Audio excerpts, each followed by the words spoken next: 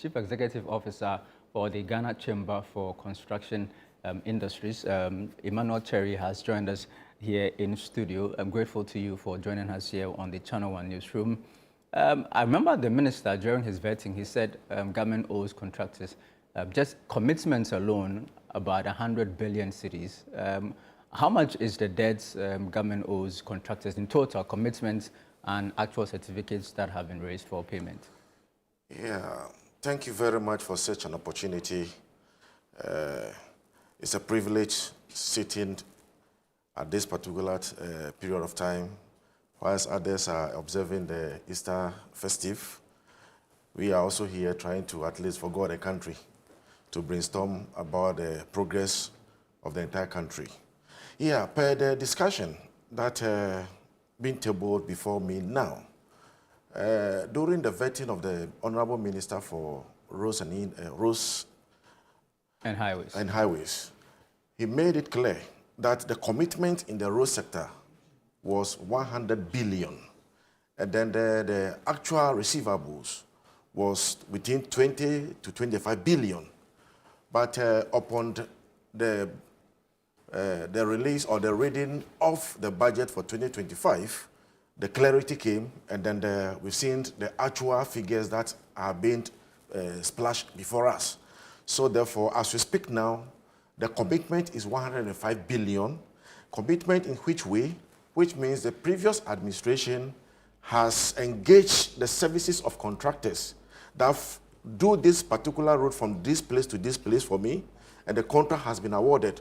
These bridges, I want this number of bridges to be constructed, these overheads and thereabout, all put together. In total, that is the debt portfolio that they bequeathed to this various administration. So in total portfolio is 105 billion Ghana cedis, which means this contract has been awarded but has not been executed or has not been completed.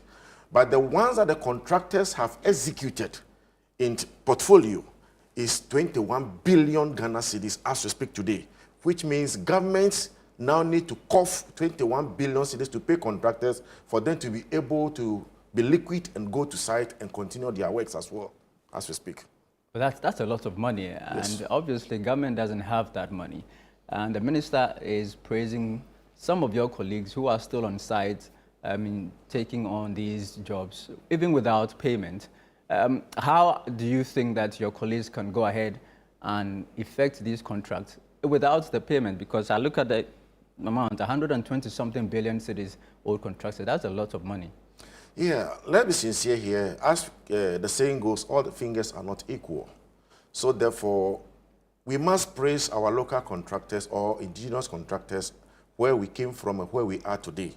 Because for some time ago, you realize that most of the major work is being handed over to expatriates, that's foreign contractors, to work on. But today, we are so much proud to say that the only owned Ghanaian companies are doing the major works for us. The only challenge we are being faced now is about the financial engineering, which is not too much, business friendly to our sector. However, some of them are a bit stronger in terms of liquid, that's cash. Okay. So therefore, giving those particular opportunity to those contractors, they will start and finish before even coming for their money. But others also, they also don't have that capacity to start and finish. So therefore, in the wisdom of the contractual document, what normally happens is there is a categories. So there are ratios stated in the contract document that if you reach a particular percentage, bring proof that shows that indeed you have been able to execute this contract from this 0 to 20 or 30%, and therefore you are eligible to be paid. So that is what the system operates. However, some of our guys their muscles are thick, and therefore we can't compare all of them to each other as well. So some contractors need their certificates to be honored so that they can go back to work. So that is where the challenge is, because as I said, everybody have a way of dealing with their financial, partners, or there are other investors within the diasporas and what have you. Some of them, they are cushioned, and therefore, given that opportunity, they have all the backings in terms of equipment holding, in terms of financial and what have you. So they can start and finish. But do not forget that in the road construction or in construction in general, we have categories. Okay. So those particular contractors cannot come and do category 2 or category 3 or category 4 contract. So those who are within these categories, they don't have this type of muscles. What then happens? So if care is not taken, we may end up wiping away category 3, 2 contractors out of the system. What are some of the difficulties these category 3 and 2 contractors are facing? You know, the categories is based on financial holdings, financials and equipment holdings. So therefore, category 3, they are within the, how do you call it, a certain radius that there are certain portfolios they can do. Some of them are these pothole patchings, how do you call it, wayside weedings and what have you. Category 2 to also the advanced aspect of category 3. They come to 1. As for 1, they can do anything, all the major ways, bridges and what have you. They are all for it. But because of their portfolios and their equipment holdings, they cannot come down to be doing these pothole patchings, wayside weeding, routine maintenance, and DORA. So somebody must also be there to be doing these works. So you realize that most of the times, today as we speak, most of the roads have developed defects. Potholes, some of them are now manholes. So whose responsibility is that?